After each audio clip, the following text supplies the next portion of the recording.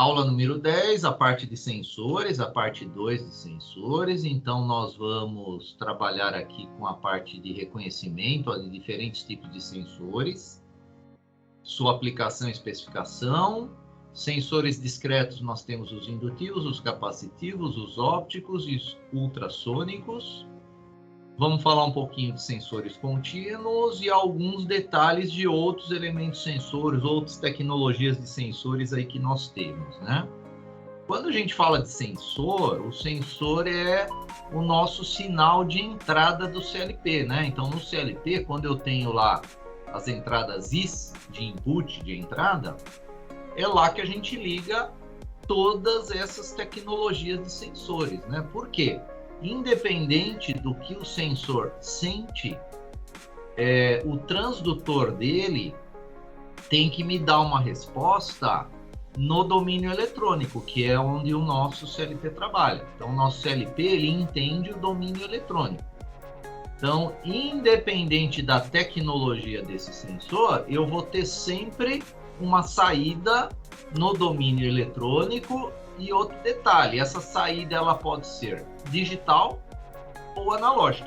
Também temos essas duas condições, né? Então, domínio eletrônico e um sinal que seja digital ou analógico. Lembrando que o sinal digital pode ser um código também, tá? Porque tem sensor que ele já se comunica com o nosso controlador enviando um código, mas esse código é uma sequência de zeros e uns, então é considerado um sinal digital.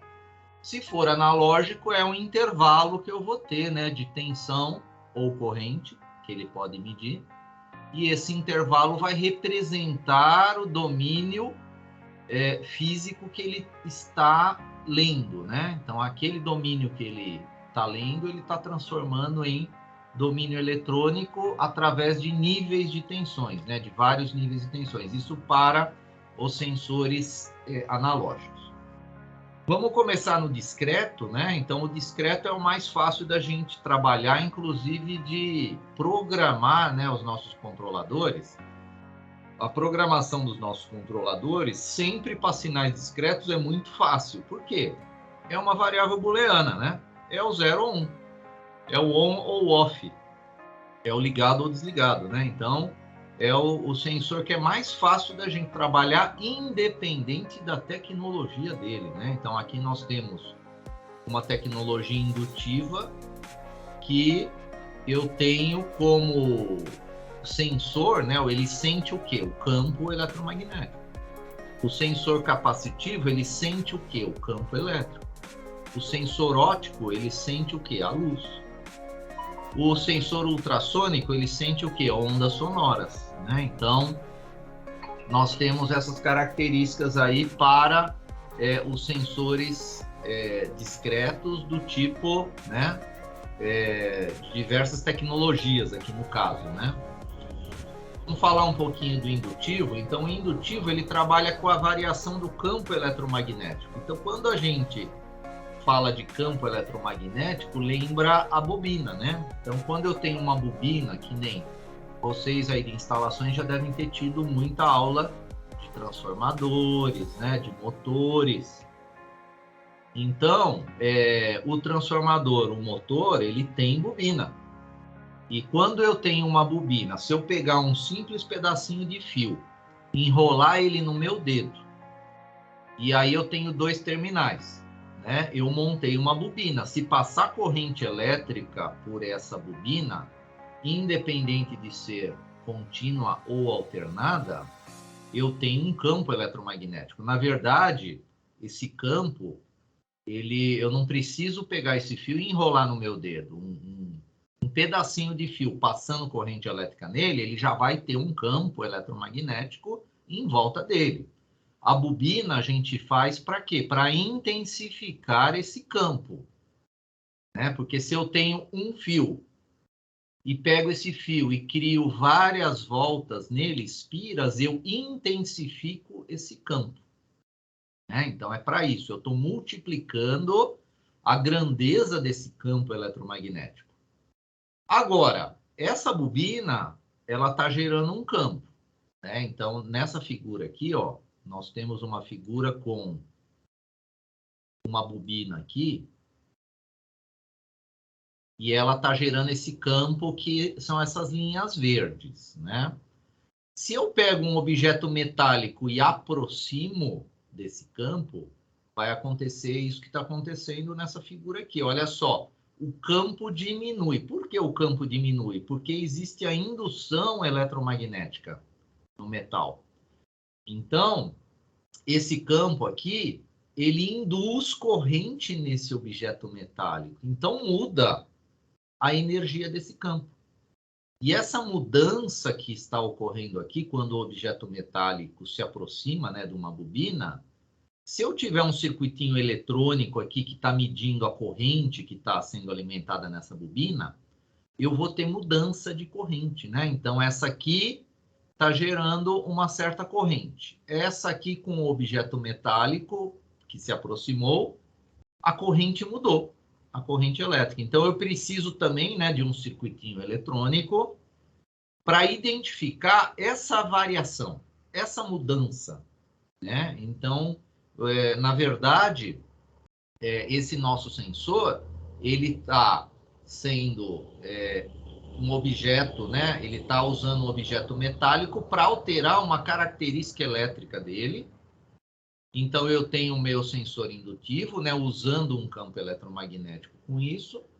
E esse sensor eletrônico, ele simplesmente vai gerar lá na saída um sinal on ou um sinal off, né? Porque esse sensor é um sinal, ele é discreto. Agora, tem sensor que ele te dá opções de saídas, saídas digitais e saídas analógicas. Se esse sensor ele tiver uma saída analógica, ele vai te dar uma tensão lá que vai estar variando com o objeto que está se aproximando, porque aí eu posso ter diferença quando esse objeto está em uma determinada distância ou em outra, né? Se eu colocar esse objeto metálico mais afastado daqui, eu vou ter uma variação do campo, né? Eu vou ter um outro valor de leitura dessa corrente aí que esse circuitinho está medindo, né?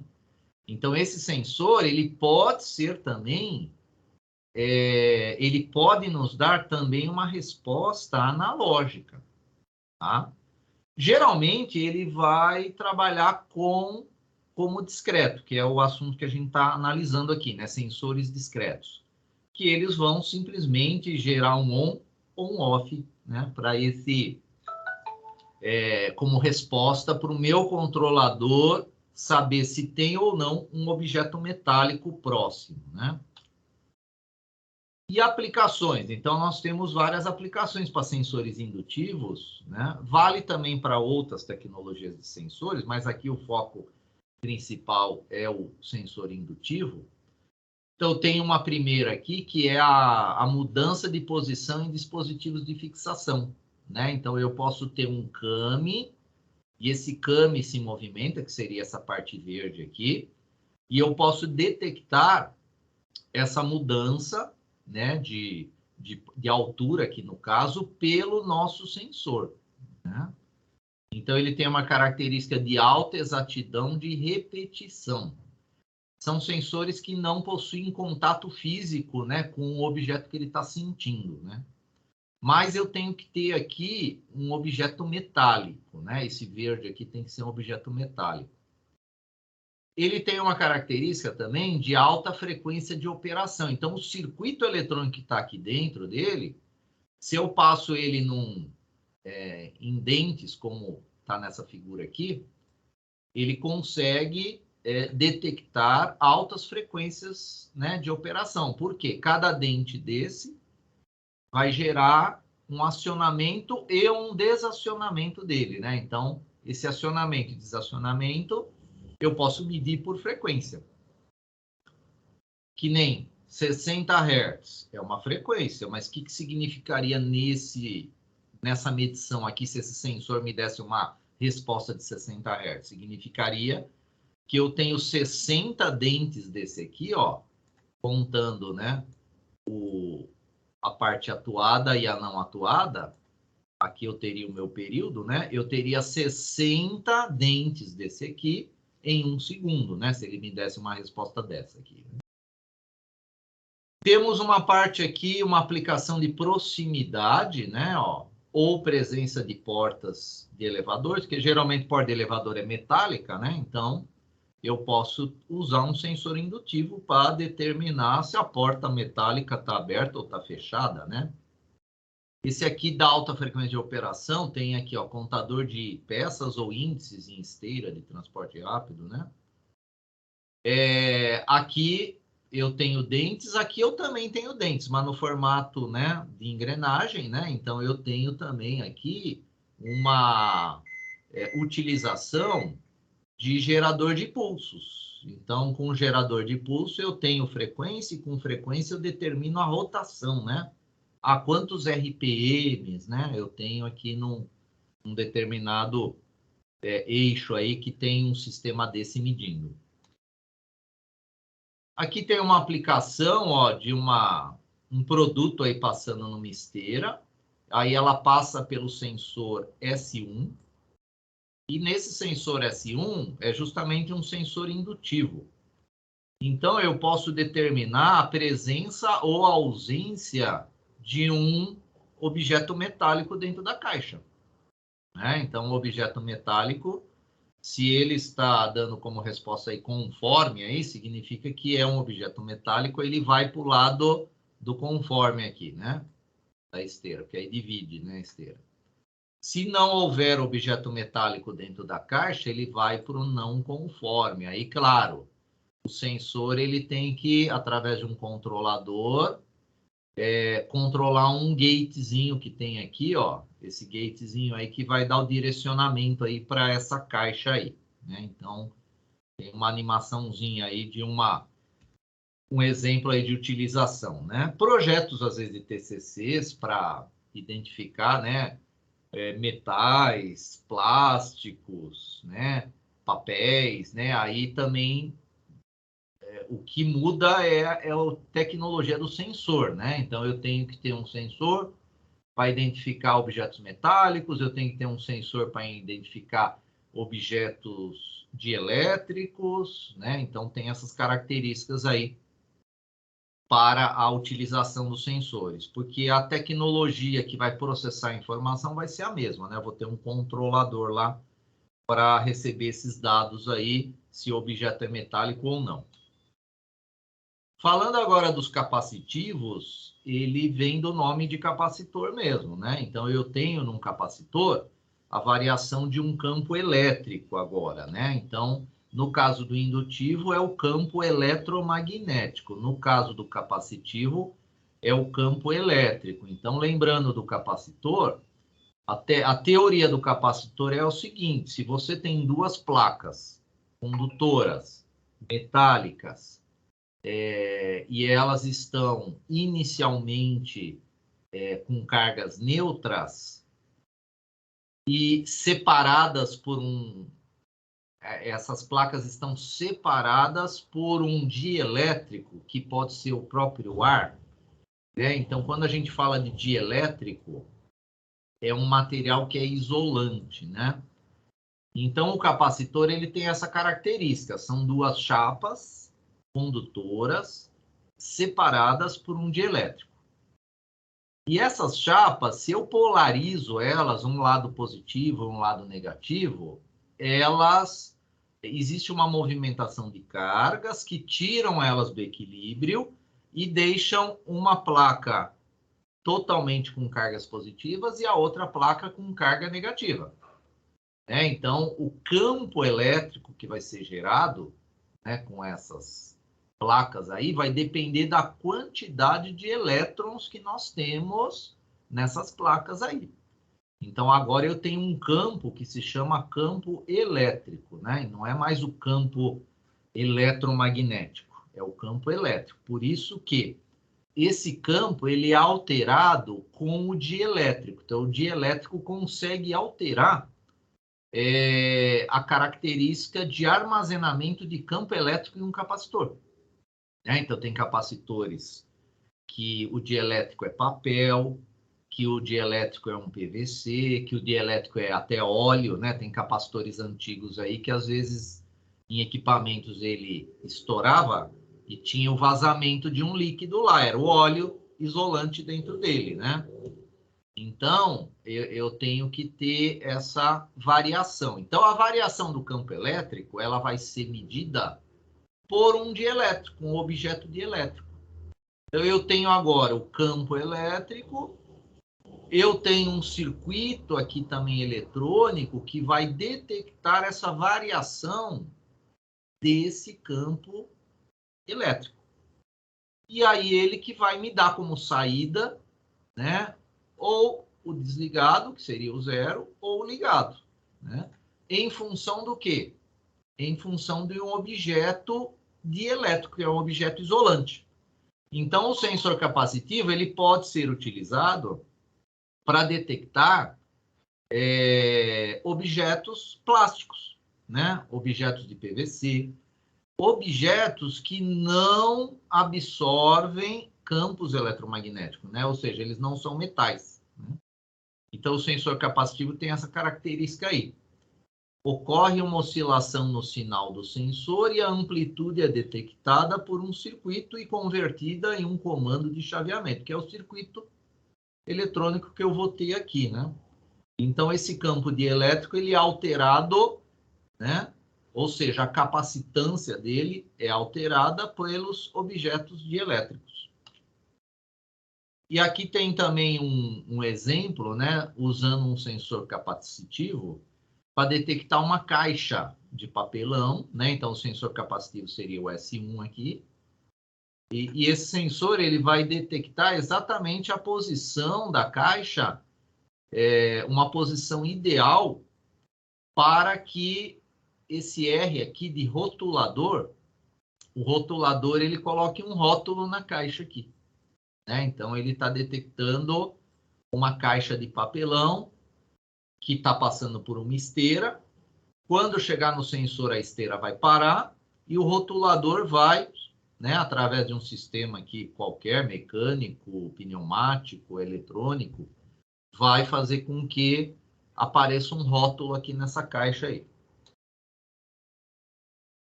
Agora, falando de sensor óptico, né? Então, eles trabalham com transmissão e recepção da luz. Geralmente, é a luz infravermelha. Por quê? A luz infravermelha é um espectro que nós não enxergamos, né? Então, quando a gente fala de luz infravermelha, nós não enxergamos. É a luz do controle remoto da TV. Então, quem tem o controle remoto da TV, quando aperta um botão e olha para aquele LEDzinho lá, não consegue enxergar a luz que está sendo emitida lá, porque o nosso olho não tem essa sensibilidade. Se você aproximar a câmera do celular, aí você vai ver, hein? Aí você vê aquele LEDzinho ligando. Você tem que olhar para aquele LED com a câmera do celular. É até um teste que vocês podem fazer para saber se o controle remoto está funcionando ou não, né? Usem a câmera do celular, apertem o botão do controle remoto e aí vocês vão ver se aquele LEDzinho está ligando ou não, porque a nossa visão não tem sensibilidade para aquele espectro de luz. Mas por que isso aí é legal nesses sensores ópticos?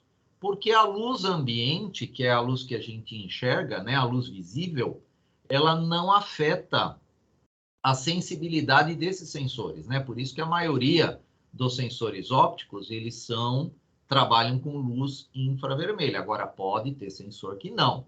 Tipo, um sensor dentro de uma máquina, dentro de um equipamento, que ela está fechada por tampas, né? Um sensor onde não a luz ambiente não interfere nele por questões desse sensor ele está dentro de uma área que não entra essa luz. Aí você pode ter um sensor óptico que trabalha com luz visível, né? Então esse sensor pode ter lá dentro de um equipamento aqui. Aqui nós temos uns exemplos aqui que nem detecção de fim do rolo de papel. Então aqui eu tenho a luz ambiente, por isso que está sendo utilizado uma luz infravermelha. Então, o rolo de papel ele tem um certo diâmetro, conforme vai sendo utilizado, esse diâmetro vai diminuindo, né? até que a luz vai passar por ele, né? Quando a luz passar, não tiver reflexão para o sensor, né? Então o sensor sabe que houve mudança de estado. Que nem nesse exemplo aqui de cima, né? Eu tenho a luz passando direto. Eu tenho um determinado estado nele. Quando um objeto reflete a luz de volta para ele, eu tenho um segundo estado, né? Eu poderia ter aqui o estado 0 e aqui o estado 1 de detecção. Né? Detecção de altura de caixa. No caso aqui, a detecção de altura de caixa, ela tem que, esse exemplo aqui, ele tem que melhorar um pouquinho, porque eu preciso também, geralmente sensor óptico, eu tenho que ter aqui na lateral os níveis, né, de sensores, né? Eu preciso ter um feixe de luz em um nível e um outro feixe de luz em outro nível. Aí eu consigo detectar a altura de caixa, né? Do jeito que ele está nesse desenho aqui, ele está detectando a presença ou ausência da caixa. Mas a altura com sensor óptico é mais difícil. Geralmente a altura aí é feita com sensor ultrassônico, né? Mais fácil de trabalhar com sensor ultrassônico para detectar a altura aí. Porque a velocidade do som é menor, né, que a velocidade da luz. Então, nós temos esse, voltando aqui, né, esse tipo de tecnologia de sensor, ele é chamada difusão, né, porque a luz ela é refletida diretamente pelo objeto. Na sequência aqui, nós temos o reflexivo. Então, o próprio nome está dizendo, né? A luz é refletida por um espelho, né? Então, eu tenho um espelho. E o objeto, quando esse sensor está detectando um objeto, ele simplesmente corta a reflexão. Por isso que ele é reflexivo, né? Esse tipo de sensor.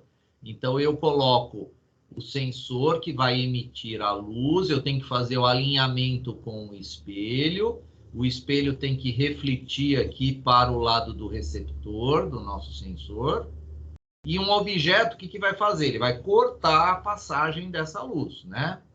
E aí ele não vai ter mais reflexão. Claro que se esse objeto for um objeto reflexivo, aí sim, aí ele pode causar um erro de leitura. Por isso que a gente precisa saber qual é o objeto que vai ser medido com essa tecnologia aí.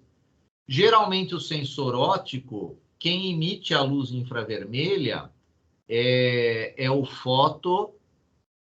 fotodiodo e quem recebe é o LED, não, na verdade o LED infravermelho emite a luz e o fotodiodo é o transistor que tem sensibilidade de base pelos fótons da luz. Por isso que ele é o fotodiodo, né? O fotodiodo ou o fototransistor.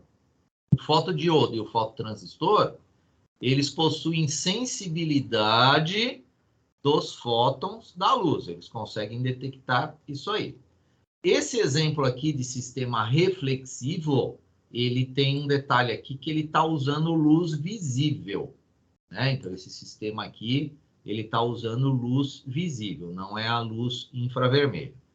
Mas se eu tiver um objeto passando, né, numa esteira com esse sistema aqui, mesmo que seja luz infravermelha ou luz visível, eu posso detectar objetos. Aí sim, eu tenho um feixe percorrendo, né, a nossa esteira aqui, né, paralela, né, com a nossa esteira, e o objeto ele corta, né, essa barreira de luz aí que tem. Temos aqui a barreira de luz direta. A diferença é que nessa tecnologia nós temos um sensor que é o LED que emite a luz, né? Aqui eu tenho só o emissor de luz, né? Então esse aqui seria um emissor. E eu tenho que instalar um outro sensor lá do outro lado que é o receptor. Né? Então aqui que eu vou ter o fototransistor ou o fotodiodo e aqui eu vou ter o meu LED infravermelho do lado de cá. O receptor, geralmente, ele tem umas indicações aqui, ó, de LEDs. Isso aqui facilita muito o ajuste desse sensor, né? Então, mecanicamente, eu tenho que ter um ajuste de alinhamento, né? Um alinhamento óptico do sensor. E tendo indicações aqui de LED, se ele está sendo atuado ou não, isso aqui facilita muito o ajuste, né? Para quem está trabalhando, né, na manutenção ou instalação desses tipos de sensores aí. E o objeto, ele vai também interromper, né? Este raio de luz, né? Escuro, ligado ou claro, desligado. Pode ser, depende aqui da tecnologia do sensor. Aqui, com a passagem da luz, ó, eu tenho o LED ligado. Com a barreira, eu tenho o LED aqui desligado, né, do nosso sensor. Não é só esse sensor que tem esses LEDs de indicação de atuação, tá? A maioria dos sensores tem, os indutivos, os capacitivos também, né? Então, dependendo também o que eu vou querer contar, né? Aqui está um exemplo de contagem de produtos que estão passando também numa esteira, eu posso usar essa tecnologia de barreira de luz direta. Eu posso usar a luz dentro de uma fibra ótica. Qual que é a vantagem? Eu tenho um guia de onda óptico, né? Porque a fibra ótica, ela me traz uma guia de luz, ou seja, você vai colocar a luz em uma extremidade dela, vai poder fazer curvas nessa fibra, e a outra extremidade dela, a luz vai sair de lá mesmo fazendo curva, né? Que nem é esse caso aqui, ó, nós temos uma curva aqui, né, ó. Então, é um guia de luz que eu tenho, né, com a fibra ótica. Então, ele também é usado com tecnologia de barreira, né? Se eu colocar um objeto aqui no meio, né, eu vou bloquear a passagem da luz, porque eu tenho um lado que emite a luz e o outro lado que recebe, né? Então, eu tenho um lado que está emitindo luz, um lado que está recebendo luz, né? Então, de acordo com as fibras usadas, ó, pode ser usados como sensor difuso ou sensor de barreira, né? Esse aqui é o de barreira, o difuso é esse que tem a reflexão do objeto, ó. Então, o objeto, ele causa uma reflexão da luz. E aqui dentro, eu tenho duas guias, uma que está emitindo a luz e a outra guia que está recebendo, porque ó, eu tenho ligações aqui também separadas da fibra, né? Eu posso ter um emitindo e um recebendo, né? Então, o sensor difuso, ele parte do princípio da reflexão de parte da luz no objeto que ele está sentindo. Aí nós temos algumas aplicações, né? Então, aqui no caso de sensores ópticos em geral, né? Contagem aqui, ó, de garrafas pela técnica de difusão, que é a reflexão de parte da luz, né, no objeto que ele está detectando. Contagem aqui de CIs, né, que estão passando aqui numa esteira. Aí poderia ser qualquer tipo de objeto, né? Fim de rolo por reflexão, né? Acabou o rolo aqui, a luz vai passar, não vai ter mais a reflexão. Medição de controle, de comprimento de rolo em mesa de corte, porque eu tenho um disco aqui com furos, né? A atuação ou tempo entre um furo e outro me dá a distância. Então, o meu sistema de controle, ele está medindo quantos furos estão passando, né, nesse eixo aqui, né? Quanto que ele está girando. E com isso eu tenho precisão de tamanho. Porque aqui eu tenho um sistema que faz a alimentação e aqui esse amarelinho é uma guilhotina que corta, né? Então, para manter sempre o mesmo tamanho, o nosso sistema de controle, ele tá contando os furos. Tipo, a cada 10 furos que ele mede para a alimentação, né, dessa mesa de corte, dessa guilhotina. Passou mais 10 furos para dessa guilhotina e assim por diante. Aqui, controle de tampas, né? Então, produtos que estão passando aqui numa esteira, se tiver faltando tampa, que às vezes, né, nesses produtos aí em produção, né, em larga escala, a máquina pode ter um problema que coloca a tampa e não colocar tampa no produto, né? Então, eu posso ter sensores que estão detectando aqui, ó, a ausência, né? Esse aqui detectou a ausência da tampa. E aí eu tenho um aviso, né? O meu controlador vai avisar e vai depender o que o programador quer que faça, né, na ausência de uma tampa aí, né? Agora, falando um pouquinho dos ultrassônicos, né? Então, eles trabalham com a transmissão e recepção de onda sonora. Então, a onda sonora é basicamente a voz humana, né? Então, quando um exemplo a gente pode ter de sistemas de som, de onda sonora, a voz humana é isso, né? Então, as nossas cordas vocais, elas vibram, né? E geram ondas sonoras que o nosso ouvido recebe, né? O nosso ouvido tem lá o tímpano, que ele está vibrando, por quê? Porque tem uma onda sonora se propagando no ambiente, né?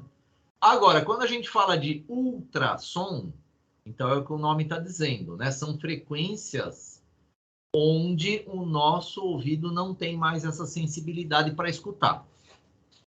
Existe o som? Existe, mas nós não escutamos, né? Esse tipo de som.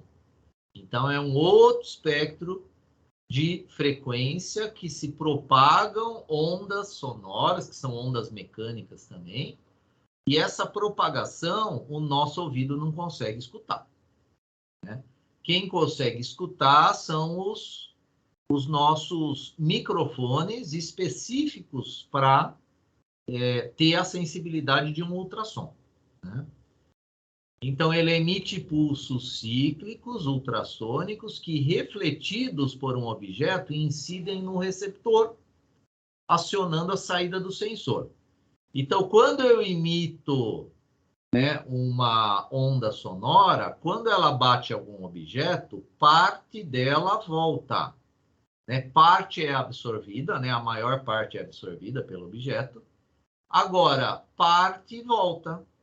Então, a ideia do sensor ultrassônico é a seguinte: ele emite pulsos, né? E esses pulsos, eles se propagam através das ondas mecânicas, né? Pelo ar. E aí, depois que ele atinge um objeto, volta. É aquela história do eco, né? Então, quando você está lá no alto da montanha, né? Aí você fala alô, né? Depois de um tempo, volta o alô, né? Para você. Então, a sua voz, ela foi, bateu numa outra montanha e voltou, né? É a história do eco. Só que nesse tipo de sensor, o eco está acontecendo, mas nós não estamos escutando, tá? Porque nós temos frequências ultrassônicas. E aí, esse tempo de ida e volta, ele é contabilizado nesse sensor. Esse sensor, ele mede o tempo de ida e de volta, que nem ele manda um pulso. Geralmente ele manda 8 pulsos de ultrassom e depois de um tempo... Aí quando ele faz esse disparo, que é o trigger dele, né? Quando ele dá o trigger de disparo, ele liga o cronômetro dele. Quando ele receber esse mesmo pulso de volta, as 8 ondinhas... Por que 8? Porque ele precisa garantir que não teve interferência de um outro som, né? Então é como se ele estivesse emitindo um código sonoro, né? Quando ele receber esse código sonoro de volta, ele desliga o cronômetro. Aí ele tem o tempo, tem a velocidade de propagação do som no ar, então ele tem a distância, né? Então, esse tipo de sensor é exigido o alinhamento angular. Por quê? Eu não posso cair numa situação dessa aqui, né? Senão o som não vai voltar para o nosso sensor, né? Então, geralmente, nós temos uma especificação de graus aí que ele faz essa cobertura aí das ondas sonoras. Então, esse tipo de sensor hoje na indústria é muito usado para a gente medir níveis de fluidos, né? Então, hoje em dia, vocês podem ter um sensor ultrassônico na tampa da caixa d'água de vocês. Aí vocês vão ter precisão de quanta água tem dentro da caixa d'água, né? Você coloca lá o sensor na tampa, ele está constantemente medindo a altura da água. Esse tipo de sensor também, não sei se vocês às vezes notam quando vocês atravessam pontes em rios aqui da cidade, aí nas marginais principalmente, existem esses sensores que ficam lá no alto da ponte medindo o nível do rio, né? Lá na Marginal Pinheiros, a Marginal Tietê, né? Diversas rios aí da cidade que transbordam, eles têm hoje em dia esse tipo de sensor que fica medindo esse nível aí dos rios, até para ter um gerenciamento de emergência aí na cidade, né? Quando tem muita chuva.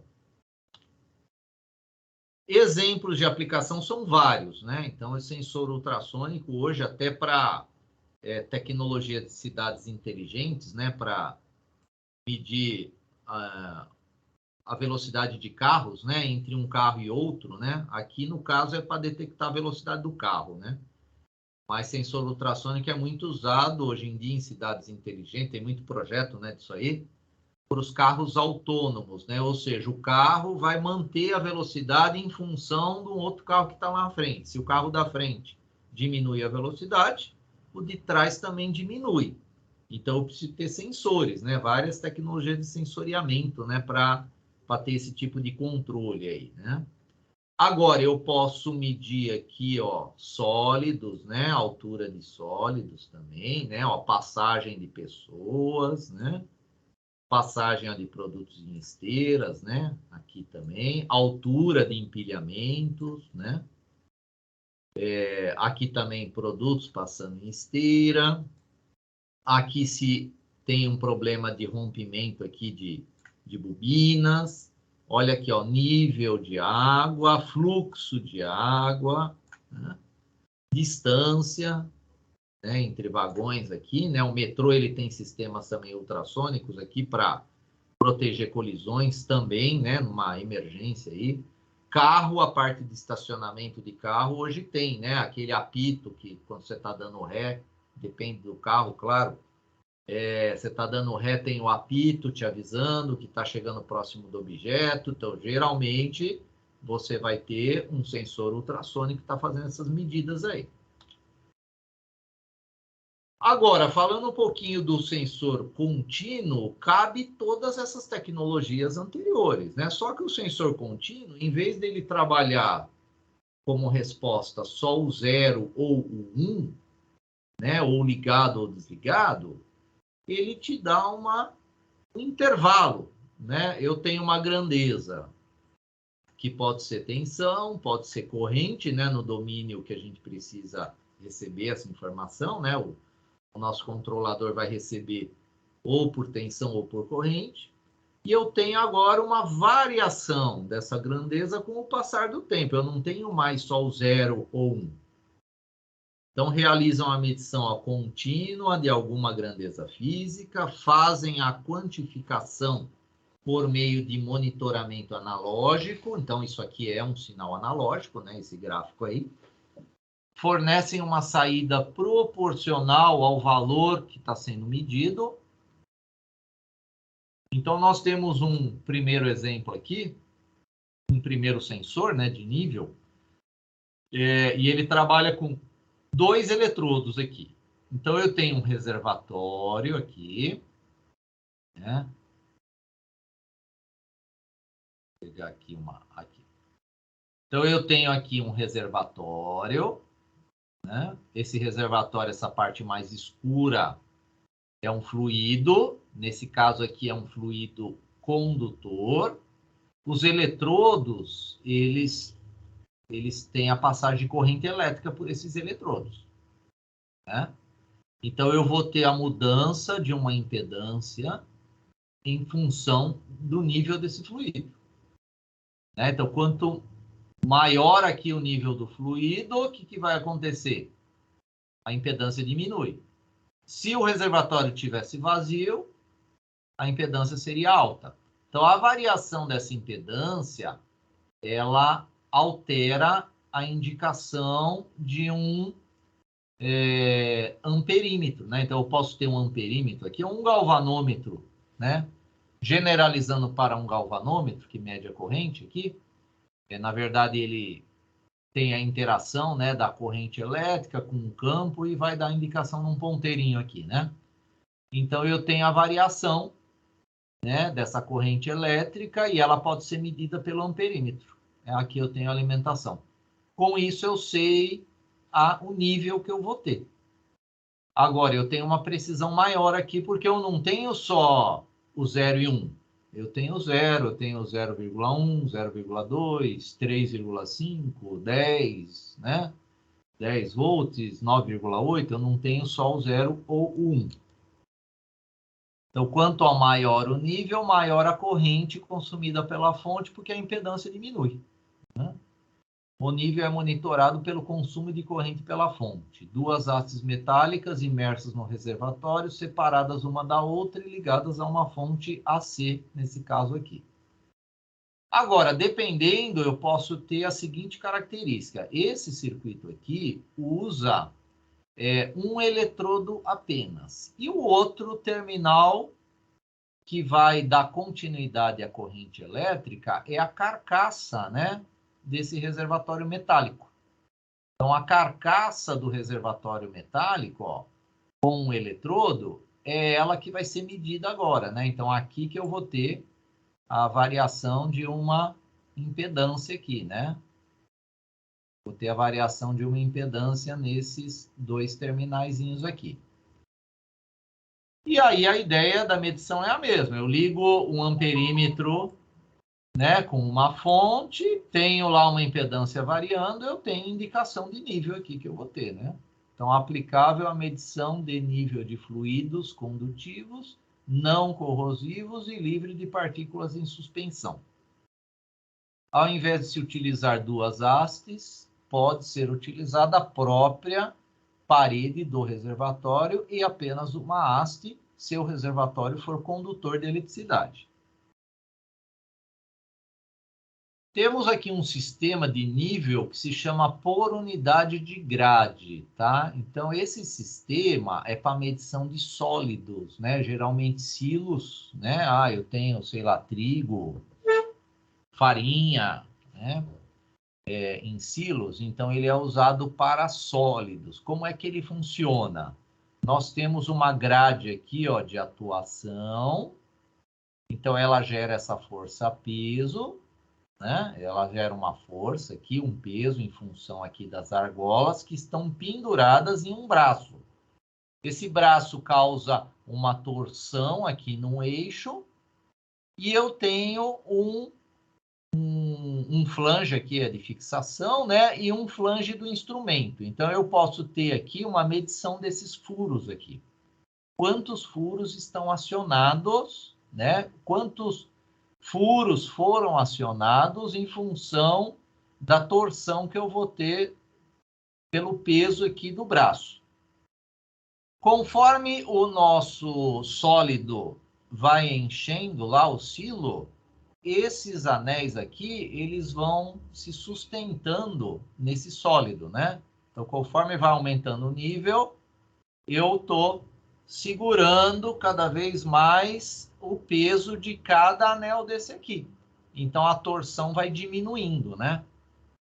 Então, eu consigo ter medições de sólidos com essa tecnologia aqui de nível por unidade de grade, né? Então, cada anelzinho desse é a nossa grade. Então, anéis metálicos ligados por hastes formam um dispositivo cilíndrico vertical, ó, chamado de grade de atuação. As forças-peso dos anéis fazem com que a grade de atuação seja expandida e exerça uma força resultante numa alavanca. Quando a grade encontra-se toda expandida, ó, nível do sólido abaixo da grade. Então, eu tenho a força-peso máxima. Então, é o momento máximo da torção. Ou seja, está vazio lá o meu silo lá que é usado para armazenar algum sólido. Conforme o nível de sólidos aumenta no recipiente, os anéis metálicos da grade passam a repousar sobre o sólido, diminuindo assim a força-peso atuante na alavanca. Então é aquilo lá, né? O meu sólido vai apoiando, né, as grades de atuação, diminuindo a força-peso. Pode operar em temperaturas de até 960 graus e pressões altíssimas, né? Esse sistema aí, 130 atm. É indicado para nível de sólido, granular em silos, unidade de cozimento por contato contínuo, unidade de processamento petroquímico.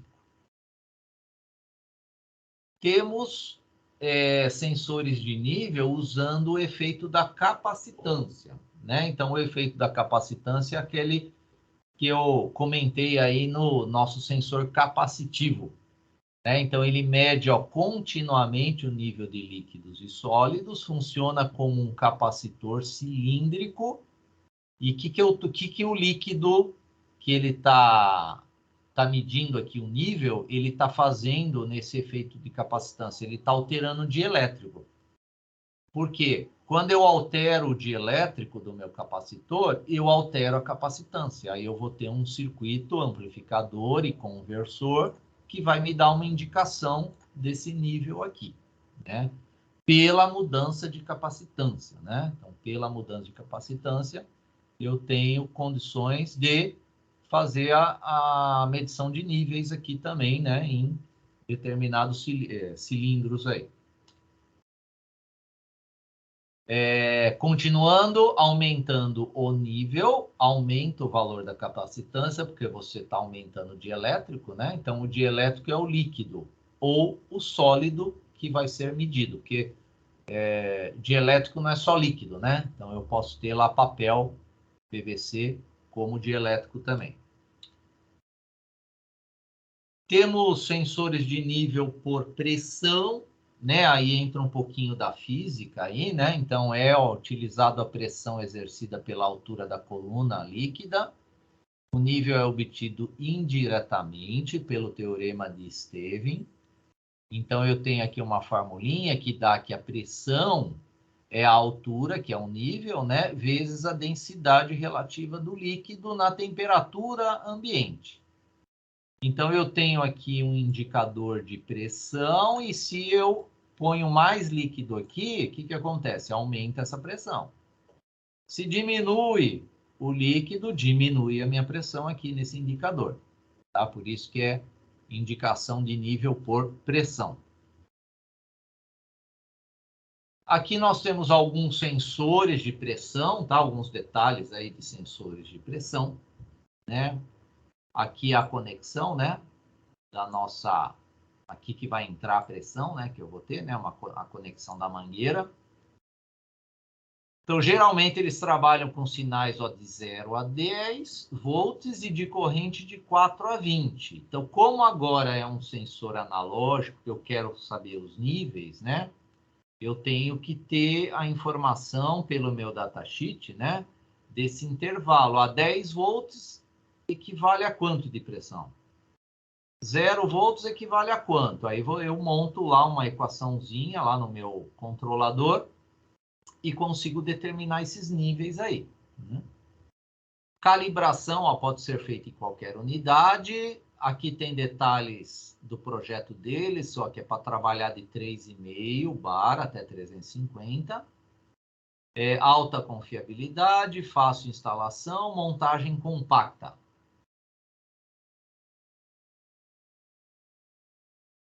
Aqui nós temos mais sensores, o TM25, também tem características de saída iguais de 0 a 10, ou de 4 a 20 miliamperes, né, ou 0 a 10 volts.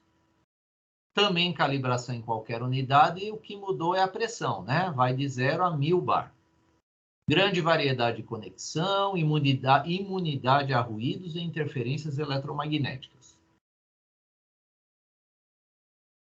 Temos sensores para temperatura, né? Então, são geralmente termorresistências. Né? O que é uma termorresistência? É a resistência que varia pela temperatura, né? Então, eu tenho a variação da resistividade elétrica de um determinado metal em função de uma temperatura. Confeccionados com fios altamente purificados de platina, níquel ou cobre. Né? Por isso que as termorresistências, as melhores, né? Elas são de platina ou níquel, que são metais mais caros, né? Então, por isso são sensores mais caros, as termorresistências. Características: autoestabilidade mecânica e elétrica, resistência à contaminação, relação resistência-temperatura praticamente linear. Então, isso aqui é importante para a gente ter o percentual de erro, né, nesses nossos sensores, né? Então, no caso aqui do sensor de temperatura, se eu tenho uma resposta linear, eu consigo ter um sistema bem preciso, né? E é mais fácil também da gente programar o nosso controlador para medir essa resistência, né? Claro que através de um circuito elétrico, e ele vai sempre te dar uma resposta linear em função da temperatura. Isso aqui geralmente não é verdade, né? Muitos sensores de temperatura não possuem respostas lineares, né? Aqui, no caso, se a gente trabalhar com platina e níquel, sim, nós temos ele praticamente linear. Isso aqui facilita muito a leitura e a precisão, né, dessa resistência. Desvio com uso e envelhecimento desprezíveis, alto sinal elétrico de saída. Se ele tem um alto sinal elétrico de saída, eu não preciso me preocupar muito com amplificadores de sinais. Aqui nós temos aquela equaçãozinha da segunda lei de Ohm, né, que me dá aqui, ó, o RT, a resistência elétrica a temperatura específica T, que é essa aqui, né, T. A resistência elétrica a 0 graus, né, o R0 aqui. O alfa vai ser o coeficiente de variação da resistência em função da temperatura medida. Isso aqui vai depender do metal que está sendo usado. E o T é a temperatura que eu quero medir. De termorresistência, nós temos uma bem conhecida que é o PT100, né? Então, na indústria ele é muito utilizado.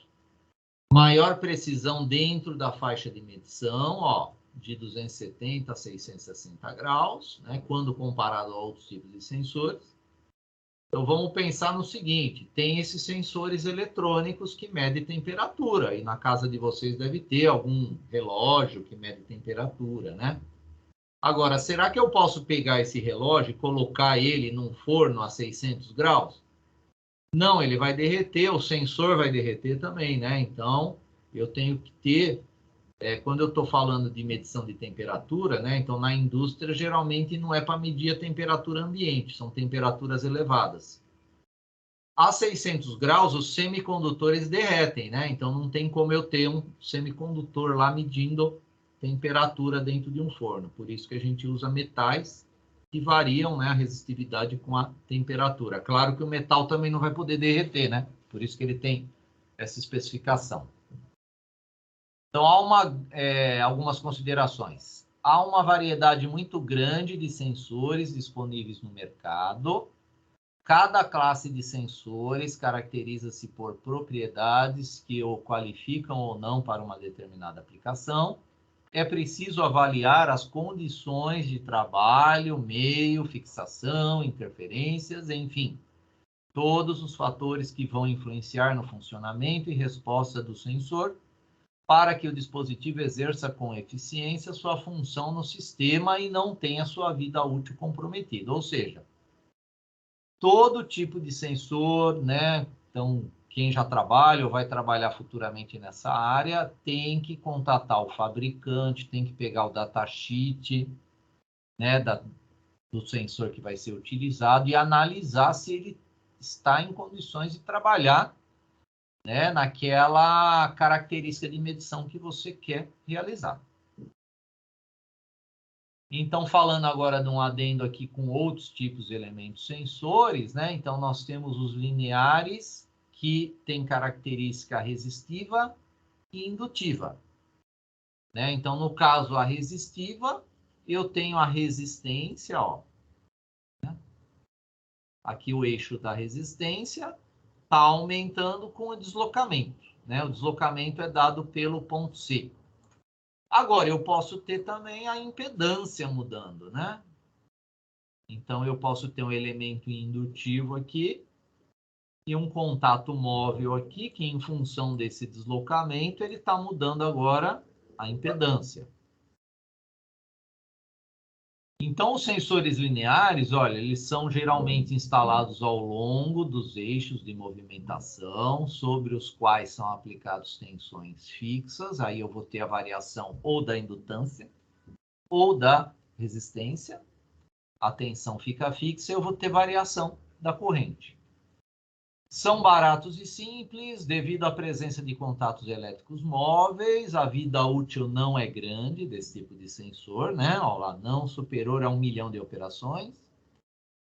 Tudo que é mecânico, nós temos essas limitações, né, de vida útil aí. Geralmente, a eletrônica, ela tem uma vida útil bem maior que a mecânica, né? A precisão das medidas é pequena, sendo ainda sujeita a erros causados por ruídos induzidos, né? Então, o deslocamento, né, daquele contato móvel, ele gera, né, ruído. Sensor linear também do tipo óptico, olha só. Consiste na colocação de emissores e receptores de luz na parte móvel e de uma régua graduada, fixa à base do movimento ou vice-versa, que permite a passagem ou reflexão apenas de feixes seletivos de luz emitidos, e que serão detectados pelos receptores e indicarão a posição da parte móvel em relação à fixa. Eles são precisos, vida útil praticamente infinita, porque é um sensor eletrônico, né? Então, eu tenho a emissão de luz através de um LED e a recepção de luz através de um fototransistor ou até fotodiodo, né? Então, eu tenho aqui a emissão de luz, ela vai passar, ó, por uma régua que tem esse tipo de graduação, né? Onde ela deixa passar a luz ou não. Observem até um detalhe aqui de 20 micrômetros aqui de distância entre um e outro. Ou seja, tem uma precisão gigantesca aqui de posicionamento. Então, aqui, no caso, é a régua que está se movimentando. E os sensores estão desse outro lado, captando a passagem ou bloqueio da luz. Onde é que nós temos um sistema desse? Impressoras aí, geralmente as impressoras domésticas aí, tem o carro lá que vai o cabeçote de tinta lá, e ele fica indo para um lado e para o outro, né? E como que ele sabe a posição exata quando você faz desenho, letras, né? Imprime aí materiais, né? Diversos materiais, através de uma tecnologia dessa, né? Então, a movimentação daquele carro, se vocês já desmontarem impressoras, lá na movimentação desse carro vai ter uma tirinha, que é bem fininha, né? Aqui está com um zoom aí. E se vocês pegarem essa tira, vocês vão ver ela meia cinza. Por que vocês estão vendo ela meia cinza? Porque o nosso olho não tem resolução para essa distância aqui. Agora, se você pegar uma lente e usar uma lente, aí sim você vai conseguir visualizar esse tamanho aqui, né, através de uma lente. Os sensores também resistivos e indutivos, eles podem ser rotativos, né? Então, eu tenho aqui um formato rotativo, né? Um formato em forma de circunferência, e eu tenho um eixo aqui que está movimentando. Isso aqui facilita porque eu posso ter um botão aqui no meio, né? E com o dedo eu aciono esse botão. Então, aqui eu tenho um potenciômetro, geralmente, né? Mas existem potenciômetros lineares também, né? Fisicamente falando, né? Nós temos que o potenciômetro ele tem escala linear e logarítmica, aí ele pode ser desse tipo rotativo ou pode ser daquele tipo linear mesmo, fisicamente, né? Eu posso ter um indutivo aqui também, né? Um indutivo. Característica gráfica aqui é também a alteração da resistência ou da impedância com o deslocamento que eu vou ter no ponto C aqui. Sensores rotativos, ó, assemelham-se muito aos lineares, inclusive no que tange ao funcionamento de vida útil e precisão. Os resistores ou indutores apresentam formas circulares e os coletores são fixados ao eixo do motor, o qual se aplica. Então, nós temos, na verdade, esse aqui que são, né, os rotativos aí, é que o texto está vindo depois, né, a explicação dele aí, né? Mas ele pode ter característica resistiva ou característica indutiva, né? Então, no laboratório lá de elétrica, talvez vocês fizeram uma experiência que vocês tinham lá um reostato, né? Então, tinha um botão grande, que geralmente do tamanho da palma da nossa mão, aí vocês viravam, né, o eixo dele, e aí vocês estavam alterando uma característica indutiva lá desse reostato aí. Temos sensores rotativos que usam o efeito magnético, né? Esse efeito magnético é o nosso efeito Hall, onde se eu tenho um ímã fixo e bobinas, né? Se a gente pegar uma bobina, né? E a bobina pode ser aquilo que eu estava falando no começo, né? Pegar um pedaço de fio, enrolar no nosso dedo, sobrou 2 terminais, eu tenho uma bobina. Se eu aproximar um ímã, um campo eletromagnético fixo perto dessa bobina, eu vou induzir, né, corrente elétrica nessa bobina. Então, aí nós temos a nossa tecnologia de sensor rotativo por efeito Hall.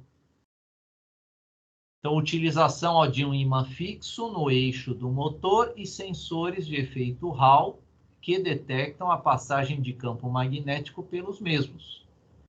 Detectam velocidade e posição do eixo em movimento, vida útil longa, robustos e baratos, instalação difícil, que limita a sua aplicação, porque eu tenho que ter distanciamento correto, né, da parte do ímã fixo para o nosso sensor, possui sérias restrições quanto à temperatura de operação. Então, é uma tecnologia que está presente, quem tem bicicleta e tem lá um velocímetro, aí, geralmente velocímetro de bicicleta, no raio da bicicleta você coloca um ímã fixo lá, prende lá um ímã fixo. E aí você tem a bobina dele vai estar ligada lá no garfo lá da bicicleta. Então você tem que fazer um alinhamento preciso ali, né? Vai ter lá essas informações, né? No manual do fabricante desse sensor. Mas toda vez que o ímã passa por essa bobina, ele está medindo uma mudança, né, de corrente elétrica lá pela nossa bobina, e o nosso sisteminha de controle lá vai controlar o tempo, né, que está sendo atuado. Com o tempo você tem velocidade, você vai ter a distância, né, caso de medidores de velocidade. Lá na FATEC tem lá o Baja, né, o projeto Baja lá, aquele carro, ele tem medição de velocidade com sensor Hall na roda, né? Geralmente, para aumentar a precisão e a resolução, você coloca mais ímãs fixos, né, no eixo lá de movimentação. Aí você começa a melhorar a resolução de leitura dele, né? Temos sensores que usam o efeito Hall, mas eles são chamados resolver, né? Então, esse tipo de sensor resolver, ele é muito usado também em encoders, né? O encoder, ele é utilizado no servomotor, né? Então, quando eu tenho um servomotor, para determinar velocidade e posicionamento, nós usamos os sensores do tipo resolver, que ele trabalha com bobinas. Então, se eu tenho uma bobina fixa aqui, com uma tensão V seno de ômega T, então é uma função senoidal aqui, eu tenho uma medição nessa bobina, essa tensão que vai ser induzida com um cosseno, θ, e se eu defaso ela de 90 graus, eu tenho seno θ. Então, eu tenho nesse tipo de sensor a medição da defasagem de 2 sinais, né? Então, com a medição dessa defasagem, a gente consegue determinar posicionamento, sentido de giro e velocidade.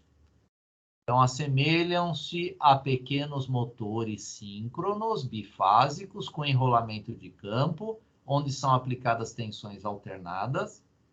A posição é medida através da diferença de fase, entre as tensões induzidas nos terminais das fases do estator, né, que vai ser o V seno de ômega cosseno θ e o V seno de ômega t seno θ. São muito precisos e têm uma vida útil longa, mas tem custo elevado. Nós temos os ópticos rotativos, né? Eles também são muito utilizados em encoders, né? Nos servomotores ou em pontas de eixo, né? Eu posso colocar ele na ponta de um eixo, de uma esteira, posso colocar ele no motor, né? Geralmente servomotor vai ter um encoderzinho, geralmente é óptico, porque você quer determinar velocidade, sentido e posição também de giro, né? Então ele tem um disco que aqui ele tá só um trechinho do nosso disco, né? Mas ele daria toda a volta aqui esse disco aí, né? Nós temos furos onde os sensores são por projeto colocados em áreas específicas para detectar o acionamento ou não desses sensores, né? Então aqui tem um exemplo do sensor A ligado e desligado, aqui o B também ligado e desligado, então essa diferença de posição dos sensores faz com que seja possível determinar também o sentido do giro. Então, encoders ópticos, sensor em forma de disco com marcas ou perfurações, longa vida útil, alta precisão e médio custo, fornecem medidas absolutas ou incrementais de acordo com a aplicação que vai ser utilizada pela resposta, né, desses dois sensores aqui. Temos sensores também de pressão do tipo indutivo. Então, olha só que interessante esse tipo de sensor. Ó, então, ele tem um transformador diferencial de núcleo variável, que é chamado de LVDT. Olha só, o núcleo está aqui no meio. Ó. Esse núcleo aqui, observem que eu tenho uma membrana aqui em cima, com a atuação da pressão. O que vai acontecer? Esse núcleo vai descer ou subir, né? Então, eu tenho essa movimentação mecânica aqui. Aí eu tenho um BP, ó, que é a nossa bobina primária, e duas bobinas secundárias, que ele está chamando de BS1 e BS2. E elas têm, ó, uma ligação em oposição de fase e um núcleo de ferro doce, usado para isolamento magnético, disposto simetricamente com relação às bobinas. Quando o sistema está em repouso, as tensões induzidas em BS1 e BS2 são idênticas, sendo a resultante V2 aqui, ó, 0. Aí, conforme eu movimento esse núcleo, né, vai aparecer uma tensão aqui, que pode ser positiva ou pode ser negativa, né? Dependendo do deslocamento aqui desse nosso núcleo deslocável aí. Quando há pressão aplicada, ocorre o deslocamento do núcleo, provocando tensões diferentes entre BS1 e BS2. E aí eu vou ter uma tensão no V2 que não vai mais ser 0. Não será mais 0, né? Outros valores. Podem medir uma ampla faixa de pressão, porém são sensíveis a vibrações e campos magnéticos, né? Então, imagina colocar um sensor desse em um equipamento que está vibrando. Então, claro que a gente não vai ter precisão nenhuma aqui de leitura, né? Sinal gerado é da ordem de 1,5 volts, ó, o que dispensa o uso de circuitos para amplificar os sinais, porque tem muito sensor que a resposta dele é muito pequena, né? E a gente vai ter que utilizar aí circuitos amplificadores ou até pré-amplificadores. Olha só, um outro tipo de sensor de pressão, porém ele usa o efeito capacitivo agora. Então, o sensor do tipo capacitivo, ó, ou célula capacitiva, mede a diferença entre pressões aplicadas em dois diafragmas. Então, olha só, tem um diafragma aqui, ó, desse lado, e o outro diafragma aqui desse lado, né?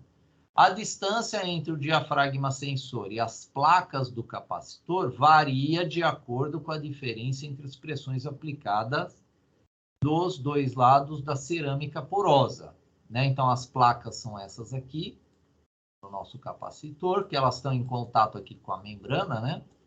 E eu vou ter, com a variação das pressões aqui, né?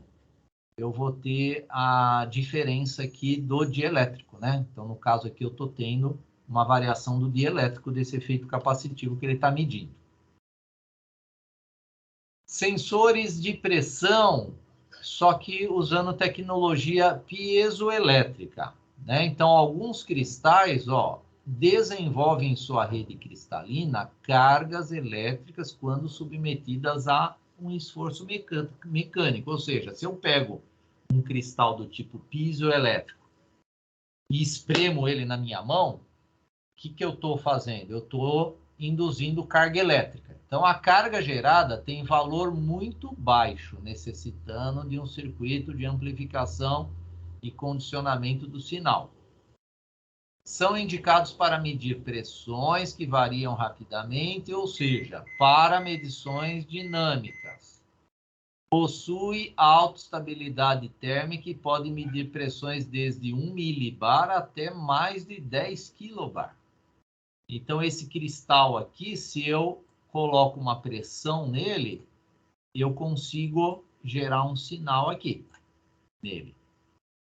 Então, tem projetos, né, que visam o uso desse tipo de tecnologia piezoelétrica não como sensor. Aqui, o nosso estudo é como sensor.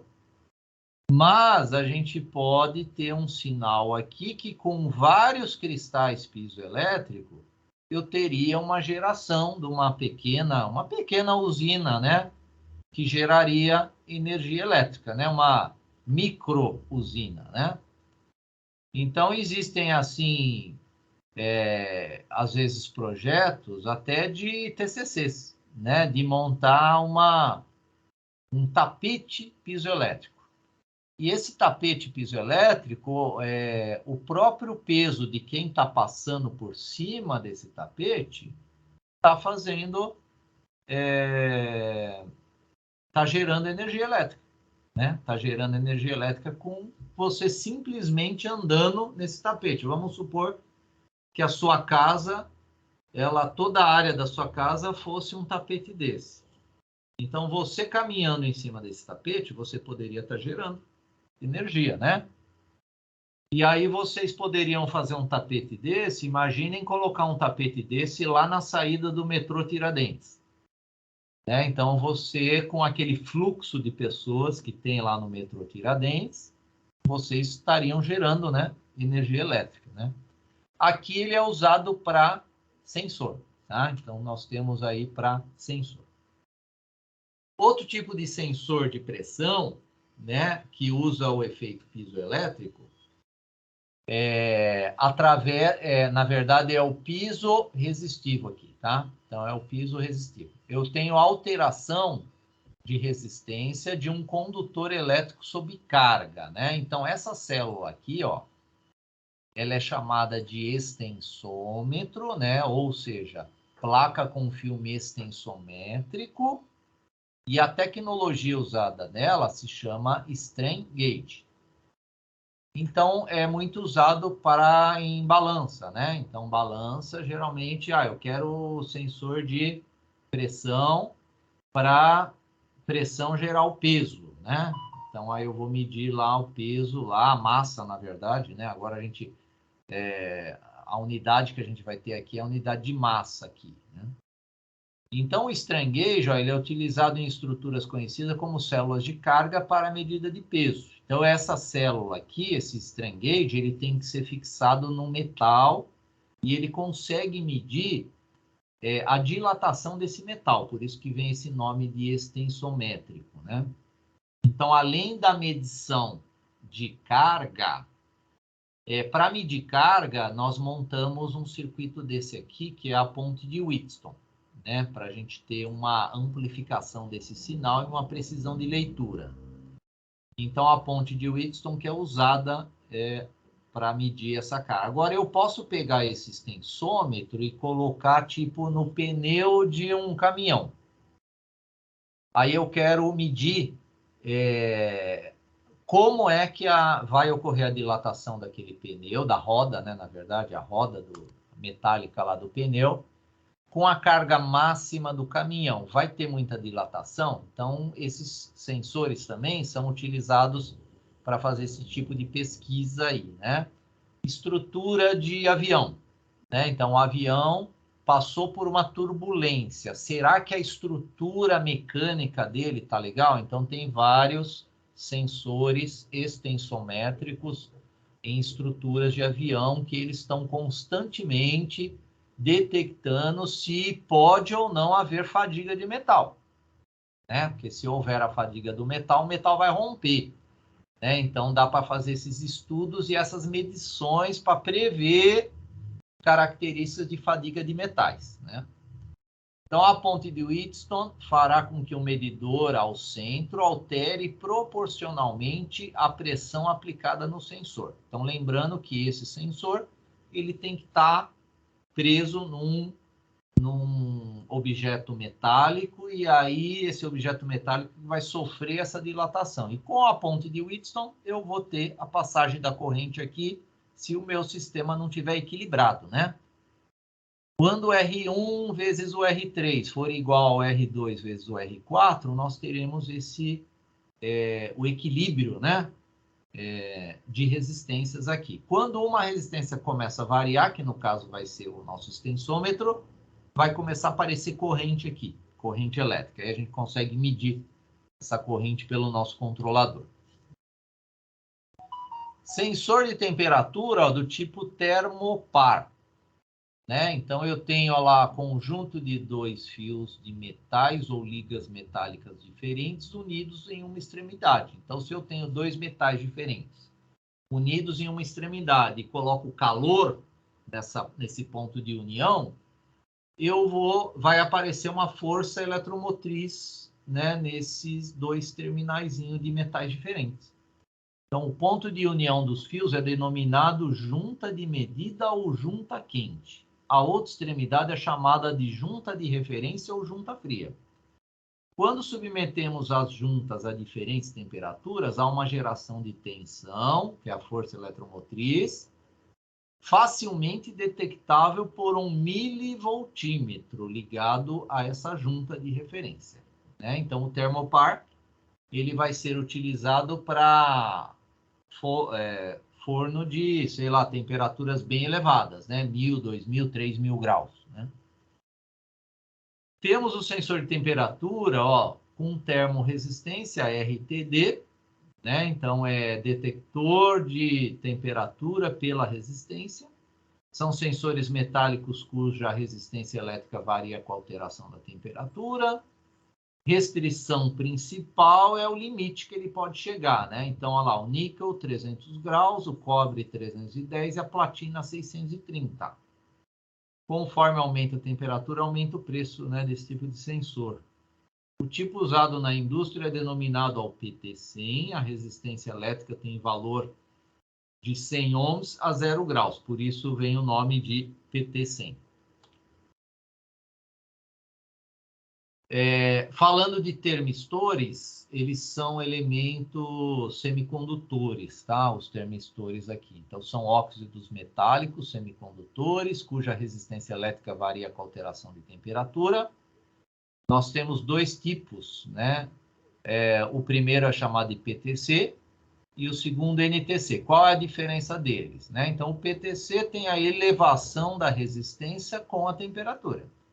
O NTC é o contrário, a diminuição da resistência com a temperatura. Sensores de vazão, nós temos várias tecnologias aí para medir vazão, né? Mas uma bem fácil da gente entender seria uma turbina, né? Eu poderia ter uma turbininha que está girando, que nem as usinas hidrelétricas, né? A água, ela gira uma turbina, porém eu tenho como resposta a geração de eletricidade. Essa turbina, num sensor de vazão, ela tem essa característica. Claro que ela não vai gerar eletricidade para alimentar, né, um sistema, mas a geração da eletricidade vai dar um nível de tensão, e esse nível de tensão vai representar uma vazão. Então, tem aqui, ó, determinação da velocidade em que fluem líquidos em tubulações, os sensores de vazão. O princípio físico adotado pela maioria desses sensores é o mesmo que é utilizado em sensores de pressão.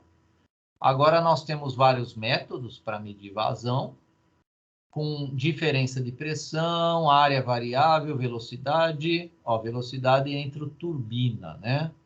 Área variável, rotâmetro, pressão diferencial, aí tem alguns tipos aqui, ó, placa de orifício, o princípio de Venturi, tubo Pitot, bocal orifício integral, né? Esse tubo de Pitot é muito também conhecido na aviação, né? Os aviões têm esse tubo de Pitot para determinar a velocidade, né, do avião, a velocidade de referência aí a velocidade, na verdade, atual que está o avião, né, independente da velocidade do vento que tem nele, porque o avião parado, se tiver um vento, já está contabilizando uma velocidade nele, né, relativa, e ela está sendo medida pelo tubo de Pitot. Força através de placa de impacto, tensão induzida, medidor magnético, tecnologias de vórtex, Coriolis também são efeitos que produzem a movimentação de fluidos, né, para determinar a vazão. Ultrassom, ao efeito Doppler, né, quem já fez também imagens, né, exames de imagem com ultrassom, é possível com aquele equipamento determinar a vazão, mas aí é a vazão das artérias e veias do nosso corpo aí, né, para ver se está fluindo lá e não tem nenhum entupimento. Nós temos sensores de posição que utiliza como tecnologia um potenciômetro, né? Esses microservomotores, que eles não revolucionam, eles só trabalham com ângulos de no máximo 120, 180 graus, né?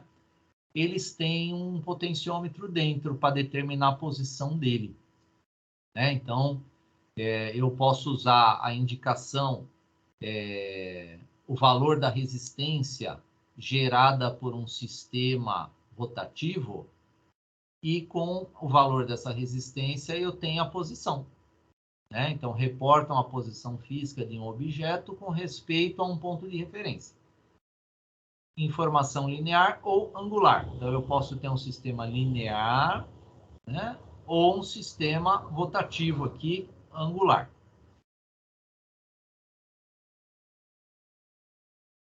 Continuando aí o potenciômetro, ó, reportam a posição física de um objeto com respeito a um ponto de referência, né?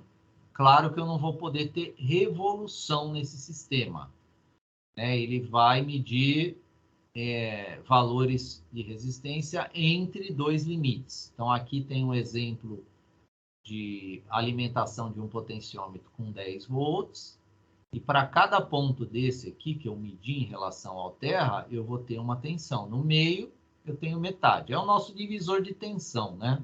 Isso aqui. E essas tensões podem representar, ó, temperaturas, né? Dependendo aí da tecnologia aí desse sensor aí.